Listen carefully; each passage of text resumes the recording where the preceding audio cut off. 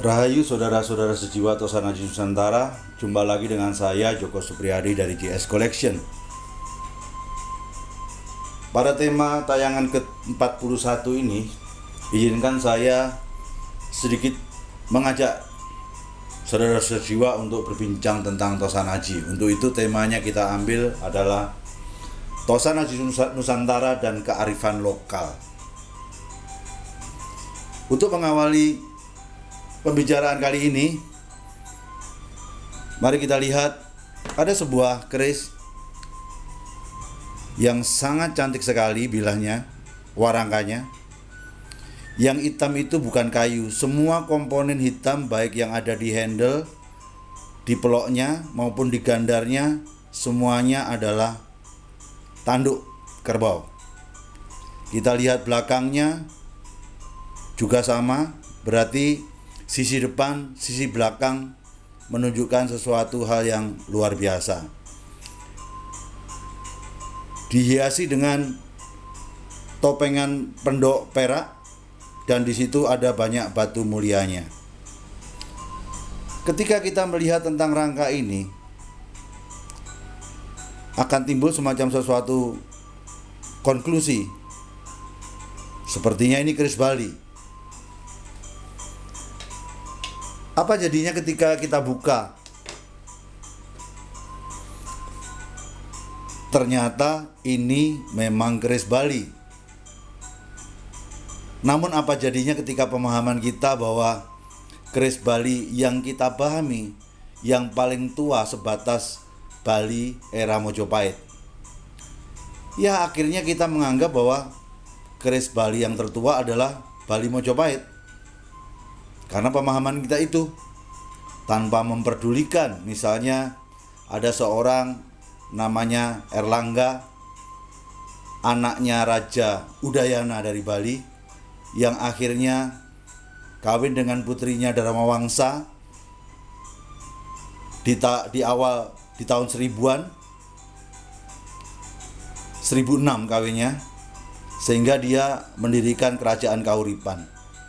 Padahal dibandingkan dengan era Mojopahit abad ke-13, itu sudah hampir 300 tahun lebih awal.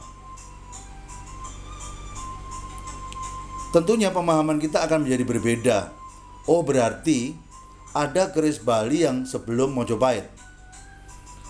Ketika ilmu kita bertambah lagi bahwa ternyata kerajaan tertua di Bali itu adalah kerajaan Bedahulu atau kerajaan Bedulu, suatu kerajaan yang berpusat di Gianyar sana, yang berdiri pada abad 8, sama persis dengan era Sanjaya yang ada pada abad 8 di Segaluh sana.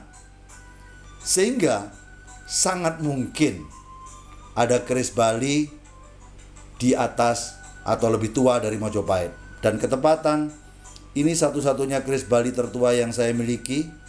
Ketika Anda paham perkerisan khususnya yang terkait dengan pamor, nampak pamornya adalah pamor-pamor khas daripada Segaluh.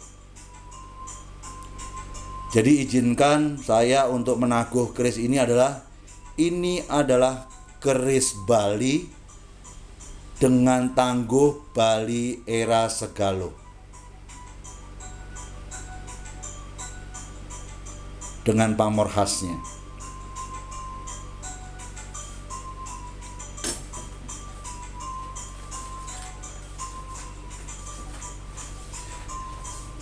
Itulah pembukaan awal daripada diskusi kita kali ini,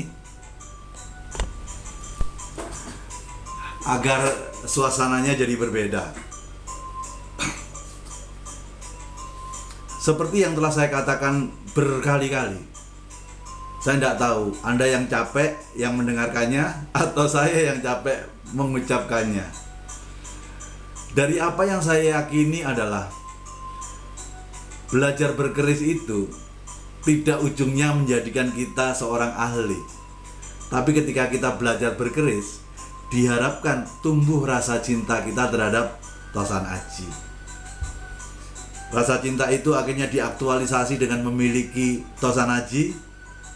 Akhir dari ceritanya diharapkan agar nilai-nilai dalam Tosan Aji itu bisa mempengaruhi perilaku sehari-hari kita. Sehingga ketika kita bicara belajar tentang masalah berkeris, akhir dari cerita, ego kita harus turun. Atau bisa saya simpulkan lagi bahwa ketika kita berkeris kemudian ego jadi tambah kencang, menurut saya Anda salah alamat dalam berhobi Tosanaji. Hari ini saya sengaja untuk membabar suatu cerita tentang Tosanaji Nusantara dan kearifan lokal. Kenapa saya katakan demikian? Ini ceritanya menjadi menarik. Mari kita lihat dari sisi dapur. Dari pemahaman orang-orang yang terdahulu, dapur keris itu ada 250 buah. Jadi ada 250 dapur keris. Ternyata ketika ditarik garisnya ke era PB9, dapur yang bisa diidentifikasi cuma 218. Padahal awalnya 250 dapur. Dan itu diidentifikasi oleh seseorang kontributor besar dalam budaya Tosanaji namanya S. Lumintu. Ternyata di PB9 218 ada anaknya Sinuhun PB10, yaitu Gusti Kanjeng Pangeran Haryo Hadiwijoyo, membukukan sebuah buku yang kita sebut dengan buku dapur. Ternyata dari 218 yang ada di PB9, yang bisa digambarkan dalam buku dapur itu cuma 160. Berarti ada 58 sudah mulai berkurang lagi. Kita coba lihat dari paparan dari Bapak Bambang Hasrinoksmo, seorang, menurut saya adalah seseorang yang sangat luar biasa yang berkontribusi dalam perkerisan Nusantara.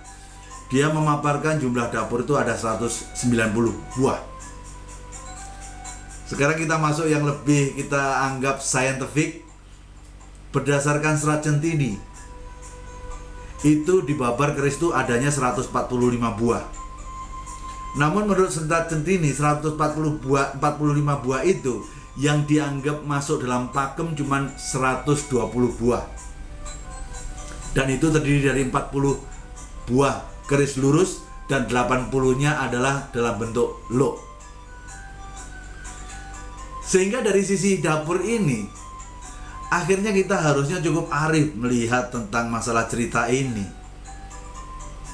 Jangan ketika pemahaman kita hanya mengerti berdasarkan buku dapur yang totalnya ada 160, ketika ada semacam keris ternyata di luar dari buku dapur itu langsung kita vonis, wah ini adalah keris tidak masuk pakem, wah ini keris prosesan.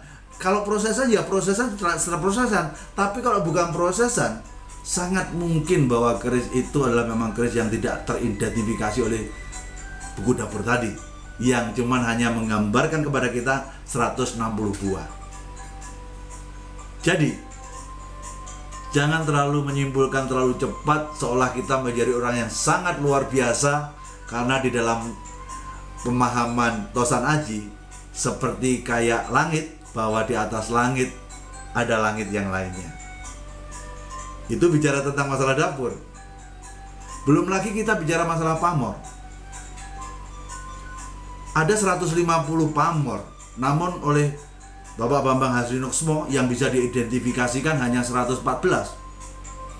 Sehingga akan mungkin juga akan ada semacam suatu deviasi pamor yang tidak ada dalam buku pamor itu juga.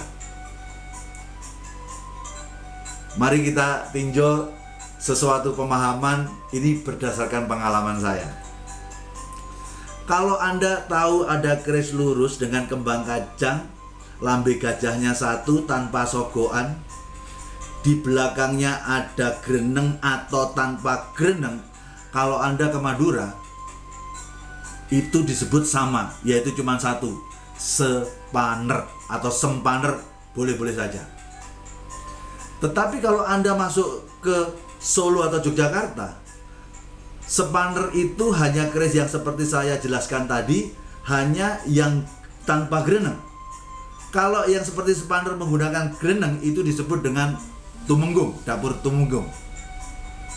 Sehingga di Madura, Solo, Jogja udah menjadi berbeda. Contoh dapur Sempono. Kalau Anda masuk ke buku dapur akan kelihatan bahwa wawasan dari Solo atau Jogja ketika Luk 9 dengan kembang kacang, lambe gajahnya 1 tanpa juga sogokan, Sempono itu adalah yang tanpa greneng.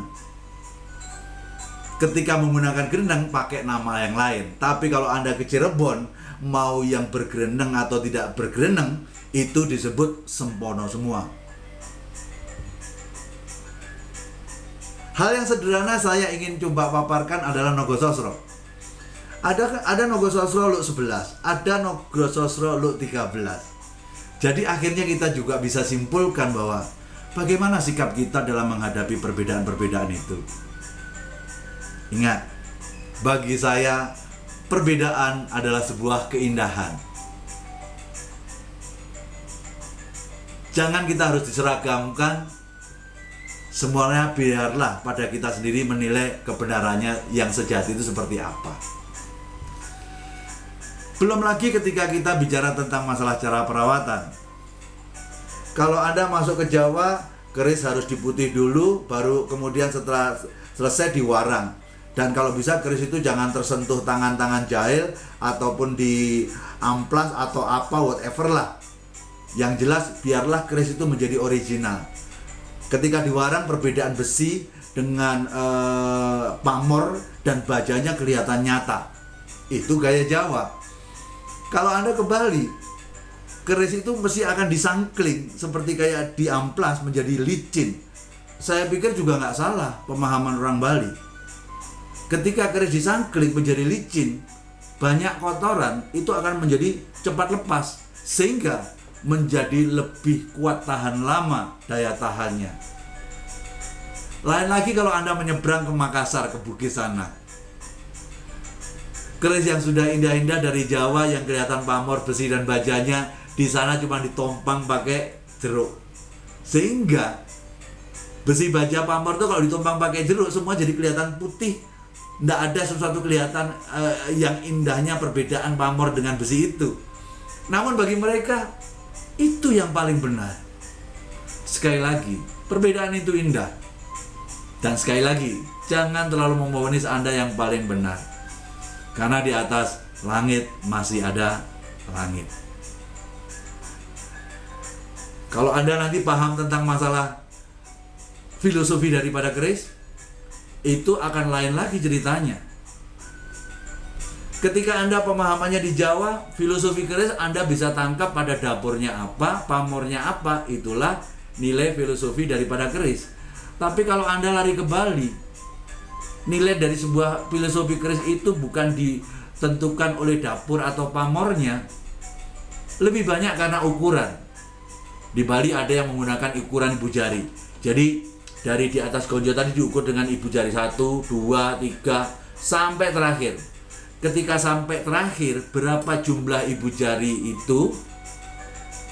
Jumlahnya dibagi dengan 9, dibagi dengan 7. Ketika dibagi 7, sisa berapa? Itulah nilai filosofi daripada keris tadi. Ada yang diukur dengan benang, ada juga diukur dengan membagi antara panjang bilah dibagi dengan lebar bilah. Ambil satu contoh. Kita ketemu bilah dengan panjang keris Bali kan besar-besar ya, panjang-panjang, ada 54. Kena keris panjangnya 54, lebar bilahnya ternyata 3 cm. Ya, 54 itu dibagi dengan 3 sama dengan 18. Ketika sudah masuk angka 18, masuklah kepada primbon dasar keris Bali sana.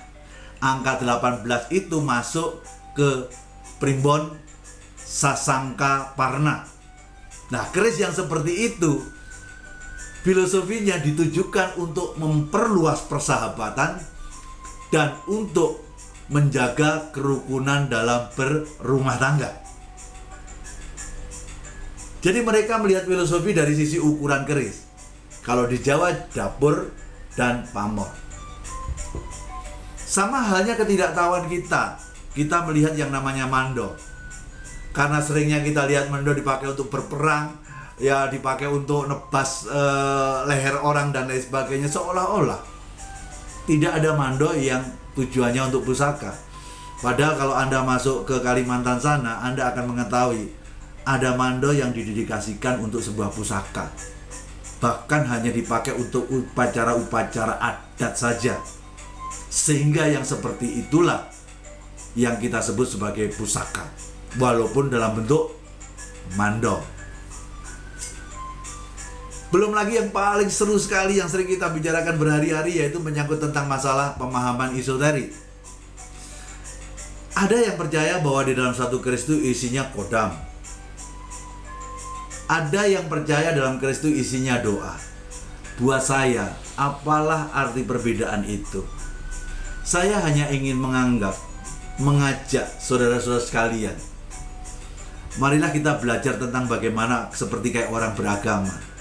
Setelah alam semesta tabirnya kebuka, kita mulai mengenal yang namanya Zat yang Maha Agung, yang disebut ada orang Tuhan yang Maha Esa, Allah SWT, atau disebut seperti apapun Gusti Allah atau apapun itu sebutannya, yaitu adalah Zat yang Maha Agung.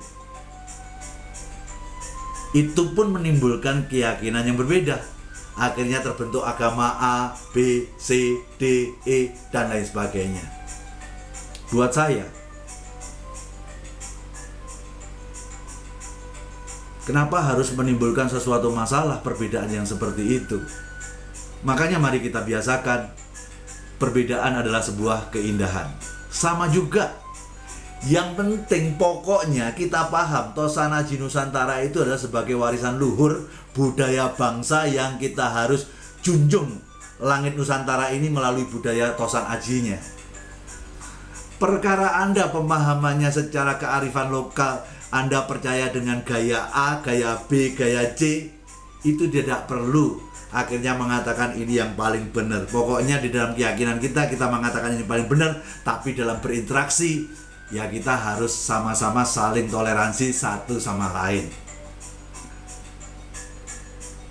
Akibat cerita ini, akhirnya saya hanya kembali lagi mensimpulkan, marilah kita pandang keperbedaan itu sebagai suatu keindahan. Kalau Anda memaksakan bahwa ini yang betul, itu yang salah, kalau Anda memaksakan suatu kebenaran, itu sama aja Anda mengangkat ego Anda yang ujungnya harusnya berkeris membuat ego Anda turun. Malah karena berkeris Anda punya suatu keyakinan yang egonya menjadi sangat tinggi karena Anda pengen menang sendiri. Kalau itu jadinya Anda salah berkeris. Anggap saja, karena saya udah lama nggak pernah cerita, sekali-sekali saya cerita. Ada seorang saudagar pertama, karena dia harus mencapai kota tujuannya besok pagi untuk berdagang, walaupun di padang pasir malam hari, dia tetap harus berjalan.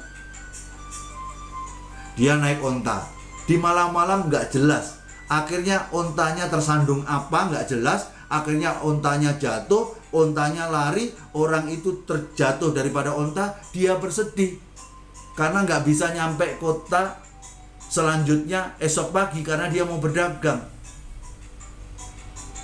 Tetapi di tengah kesedihannya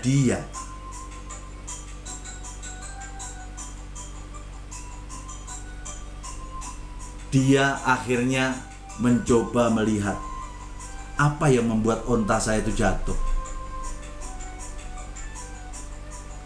Ternyata onta itu jatuh oleh patok-patok yang dipasang di seputaran daerah itu. Akhirnya tonggak-tonggak patok itu atas dasar itikat niat baik, saya ingin mencoba jangan sampai ada orang seperti saya, patok itu dicabutin semuanya, dibuang. Walaupun dia menderita kehilangan onta, masih punya itikat yang baik untuk membantu sesama agar jangan sampai menikmati peristiwa yang sama seperti dia. Ternyata saudagar ini adalah saudagar yang kedua lewat tempat ini. Siang hari tadi ada saudagar lain yang lewat tempat yang sama. Alkisah karena perjalanan siang dia kehausan, bingung cari tambahan air ke sana kemari, akhirnya di situ ada sumber air oase. Saking senengnya dia tuh menemukan sumber air, Akhirnya dia loncat dari yang namanya si onta itu, menikmati air, mandi dan minum sekenyangnya. Begitu dia sudah puas, segar sekali, dia menengok, ternyata ontanya pergi. Akhirnya dia beretikat dan berniat, walaupun kesedihan ditinggal ontanya itu, semoga tidak ada orang yang seperti dia. Dia pasang patok-patok di pinggiran tempat air tadi, agar kalau orang nanti datang di siang hari ke sana mengambil air minum, sempat menambatkan ontanya di patok tadi. Saat mengambil air tidak perlu harus kehilangan onta. Ternyata saudagar A sama saudagar B itu, Alkisah ceritanya sama-sama masuk surga. Ketika di surga, dia saling ngobrol satu sama lain. Si A ditanya B, B ditanya A. Lu masuk surga itu perbuatan baikmu itu apa? Aku perbuatan baikku karena masang patok-patok untuk tambatan unta. Loh, kok beda dengan saya? Saya tuh masuk surga justru mencabutin patok-patok yang kamu pasang tadi. Kan lucu. Yang satu masang patok, yang satu nyabutin, dua-duanya masuk surga. Kesimpulannya apa? Perbedaan di level manusia jangan diperdebatkan berlebihan, asalkan secara etikat niat dalam batiniah kita untuk sebuah kebaikan. Makanya keris itu jangan hanya sekedar dilihat, tolong dibaca maknanya, dan jangan sekedar dianalisa, namun juga harus lebih dalam dirasa. Karena kalau kita bicara tentang keris, adalah permainan olah rasa. Menurut rasa Anda, yang sreg, yang pas, pemahaman yang mana, itu saja yang Anda ikuti, tanpa harus Anda akhirnya jangan kebingungan karena menurut A, B, C, D, E dan lain sebagainya ceritanya jadi beda. Jadi maksud tujuan tema kali ini adalah, marilah kita sama-sama bergandengan tangan untuk sesuatu tujuan yang sangat mulia, demi untuk membuat Tosan Aji menjadi tuan rumah di negeri sendiri. Kalaupun ada suatu keberbedaan di antara kita, marilah kita pandang perbedaan itu adalah indah. Demikianlah saudara-saudara sejiwa Tosan Aji Nusantara, semoga ada manfaat dari pertemuan kali ini, dan jayalah selalu budaya Tosan Aji Nusantara. Pastikan budaya ini menjadi tuan rumah di negeri sendiri. Kalau bukan kita, siapa lagi? Kalau tidak sekarang, kapan lagi? Rahayu, Rahayu, Rahayu, Sakum Dumadi. Nuwun.